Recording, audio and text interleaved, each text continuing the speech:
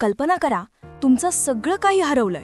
तुमचा परिवार, तुमचं घर, तुमचं स्वातंत्र्य, आणि तुम्ही एक अशा ठिकाणी आहात जिथे मृत्यू रोजचं वास्तव आहे. पण तरीही तुम्ही तिथे अर्थ शोधू शकता का? हो, एक व्यक्ती होती, विक्टर फ्रँकल, ज्याने नरकासारख्या परिस्थितीतही जीवनाचा अर्थ शोधला आणि त्या अर्थाने त्याला जिवंत राहण्याची ताकद दिली. ही फक्त एक कथा नाही, ही एक जागृती आहे. आज आपण मॅन्स सर्च फॉर मीनिंग या जगप्रसिद्ध पुस्तकाचा मराठी सारांश ऐकणार आहोत. एक अशी गोष्ट जी तुमचं जीवन बघण्याचा दृष्टिकोन कायमचा बदलून टाकेल. भाग 1, नाझी कॅम्पमधील नर्क आणि माणसाचं मन. विक्टर फ्रँकल एक प्रसिद्ध मानसशास्त्रज्ञ होते, पण दुसऱ्या महायुद्धाच्या काळात त्याला आणि त्याच्या संपूर्ण कुटुंबाला नाझी कॅम्पमध्ये पाठवण्यात आलं. तेथे त्याने पाहिलं माणूस काय सहन करू शकतो आणि तरीही कसा जगतो. कॅम्पमधील जीवन म्हणजे फक्त दुःख, भूक आणि मृत्यूचं सावट.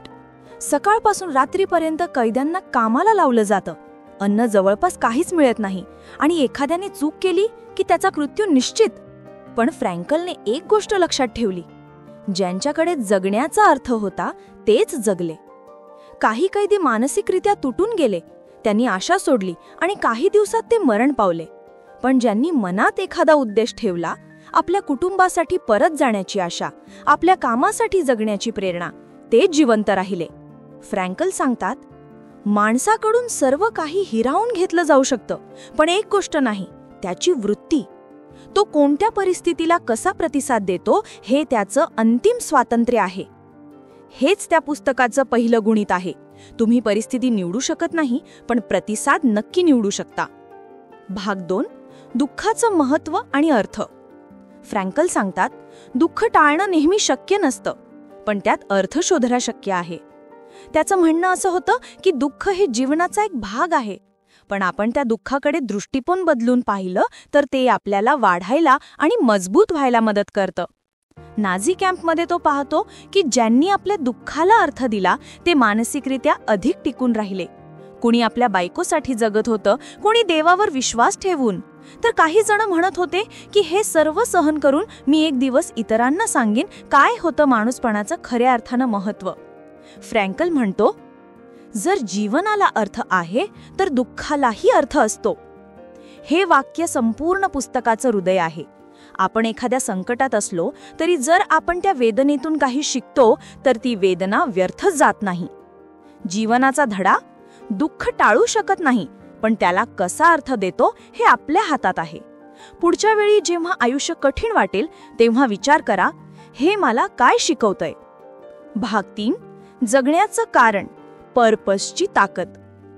फ्रँकलने अनेक कैद्यांचे निरीक्षण केलं. त्याला एक गोष्ट स्पष्ट दिसली की ज्यांच्याकडे उद्देश होतं तेच जगले. एका कैद्याने सांगितलं, माझं एक पुस्तक अपूर्ण आहे, मला ते पूर्ण करायचं आहे. दुसऱ्याने सांगितलं, माझं मूल माझी वाट पाहत आहे, आणि हेच विचार त्यांना दररोज उठवायचे. फ्रँकल म्हणतो, he who has a why to live can bear almost any how. ज्याच्याकडे जगण्याचं का आहे तो कोणतंही कसं सहन करू शकतो. आपण आयुष्यात अनेक वेळा अडकतो, कामात, नात्यांमध्ये किंवा अपयशात. पण जर आपल्याकडे स्पष्ट उद्देश असेल, आपण कोणासाठी, कशासाठी जगतो, तर काहीच आपल्याला तोडू शकत नाही. बुक बोली टिप, तुमचं वाय लिहून ठेवा. मी का जगतो, माझं ध्येय काय आहे, कोणासाठी मी प्रयत्न करतो, हेच तुमचं फ्यूल आहे. जेव्हा आयुष्य कठीण होतं तेव्हा हाच अर्थ तुम्हाला उचलतो. भाग 4, स्वातंत्र्य आणि जबाबदारी. फ्रँकल सांगतात, खऱ्या अर्थानं स्वातंत्र्य म्हणजे फक्त काहीही करायचं स्वातंत्र्य नाही, ते म्हणजे जबाबदारीने जगण्याचं स्वातंत्र्य. नाझी कॅम्पमध्ये त्याच्याकडे कोणतेही बाह्य स्वातंत्र्य नव्हते, पण मानसिकरित्या तो स्वतःला स्वतंत्र समजत होता, कारण तो ठरवत होता की मी या परिस्थितीला कसा प्रतिसाद देतो. तो म्हणतो, between stimulus and response there is a space. In that space lies our power to choose our response. आपल्यावर काही घडलं, कोणी आपल्याशी वाईट बोललं, एखादं काम अपयशी ठरलं, हे स्टिम्युलस आहे. पण त्या क्षणी आपल्याकडे एक जागा असते, ती म्हणजे निवडीची. आपण रागावू शकतो किंवा शांत राहून शिकू शकतो. जीवनाचा धडा, खरं स्वातंत्र्य म्हणजे आपल्या भावना आणि विचारांवर नियंत्रण ठेवणं. आपण परिस्थितीवर नाही, पण आपल्या प्रतिसादावर नियंत्रण ठेवू शकतो. भाग 5. अर्थ निर्माण करण्याचे 3 मार्ग. फ्रँकल सांगतात आपण जीवनात अर्थ 3 प्रकारे शोधू शकतो. 1. काम किंवा कृतीद्वारे, काहीतरी निर्माण करून. उदाहरणार्थ एखादं पुस्तक लिहिणं, मदत करणं, काही मूल्यवान निर्माण करणं. 2. प्रेमाद्वारे, दुसऱ्यांवर प्रेम, आपुलकी, सहानुभूती. फ्रँकल म्हणतो, मी माझ्या पत्नीवरचं प्रेम जिवंत ठेवलं म्हणून मी जिवंत राहिलो. 3. दुःख स्वीकारून, जेव्हा आपण काहीही बदलू शकत नाही तेव्हा आपला दृष्टिकोन बदलणं हाच अर्थ शोधण्याचा मार्ग आहे.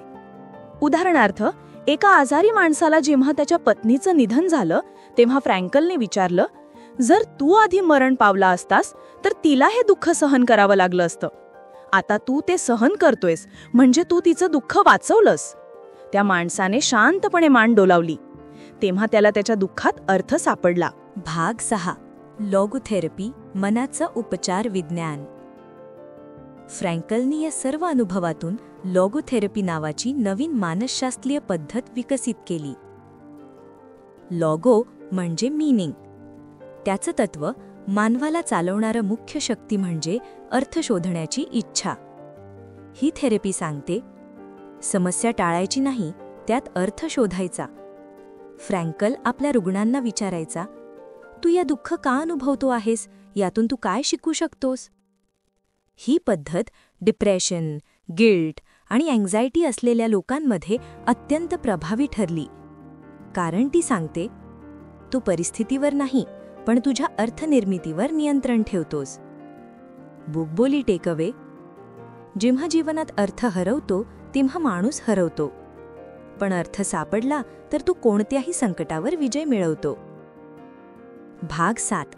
लेखकाचा संदेश, विक्टर फ्रँकलची शिकवण. फ्रँकलच्या जीवनाचा संदेश अगदी साधा पण प्रभावी आहे. Life is never made unbearable by circumstances but only by lack of meaning. तो सांगतो, माणूस कधीच तुटत नाही कारण परिस्थिती कठीण आहे, तर कारण त्याच्याकडे अर्थ नाही. त्याने स्वतःच्या आयुष्यात सर्व काही गमावलं, पण त्याचं मन जिवंत ठेवलं कारण त्याच्याकडे अर्थ होता. तो जगत राहिला फक्त स्वतःसाठी नाही, तर जगाला सांगण्यासाठी की होप कधीच मरत नाही. आपल्यासाठी संदेश: दुःखाला अर्थ द्या. परिस्थिती बदलता येत नसेल तर दृष्टिकोन बदला. आणि नेहमी स्वतःला विचारा, माझा काय काय आहे? हीच खरी शक्ती आहे जी तुम्हाला जीवनात अविचल बनवते. मित्रांनो, मॅन सर्च फॉर मीनिंग ही फक्त पुस्तक नाही, तर ती एक आत्मजागृतीची यात्रा आहे. जर तुम्हाला आजचं जीवन थोडं जड वाटते ना, तर या पुस्तकाची एकच ओळ लक्षात ठेवा. आपण दुःख टाळू शकत नाही, पण त्यात अर्थ नक्की शोधू शकतो. म्हणून पुढच्या वेळी आयुष्य तुम्हाला परीक्षा देईल तेव्हा घाबरू नका, त्यातून शिका, त्यात अर्थ शोधा आणि वाढा. हीच होती बुकबोली मराठीकडून मॅन सर्च फॉर मीनिंगची कथा. आवडली असेल तर लाईक करा. तुमचा वाय कॉमेंटमध्ये नक्की शेअर करा.